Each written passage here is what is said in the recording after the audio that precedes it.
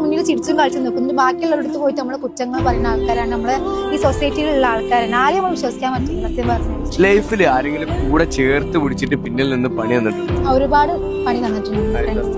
എന്റെ ലൈഫിൽ ഏറ്റവും വലിയൊരു സീക്രറ്റ് ആയിട്ടുള്ള ഒരു കാര്യം ഉണ്ടായിട്ട് അത് ഞാൻ എന്റെ ഫ്രണ്ടിനോട് പറഞ്ഞു. ഓളെ വിശ്വസിച്ചിട്ടാണ് ഞാൻ ഓളുടെ കാര്യം പറഞ്ഞത്. പക്ഷെ ഓളിനോട് ഇങ്ങനെ ചെയ്യുന്ന വിചാരിച്ചില്ല. ഓളാണെങ്കിൽ എല്ലാവരുടെ പോയിട്ട് പാടി നടന്നു.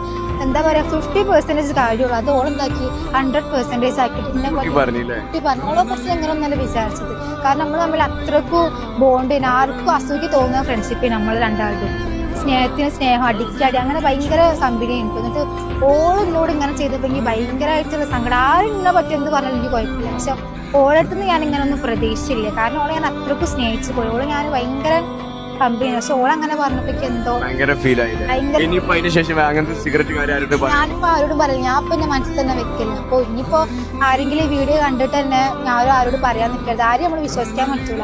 കാരണം നമ്മളെ ഉള്ളിൽ കൂടെ ഇതാക്കണാണ്. നമ്മളെ മുന്നിൽ ചിരിച്ചും കളിച്ചും നിൽക്കും. ബാക്കിയുള്ളവരുടെ പോയിട്ട് നമ്മളെ കുറ്റങ്ങൾ പറയുന്ന ആൾക്കാരാണ് നമ്മളെ ഈ സൊസൈറ്റിയിലുള്ള ആൾക്കാരാണ്. ആരെയും നമ്മൾ വിശ്വസിക്കാൻ പറ്റില്ല.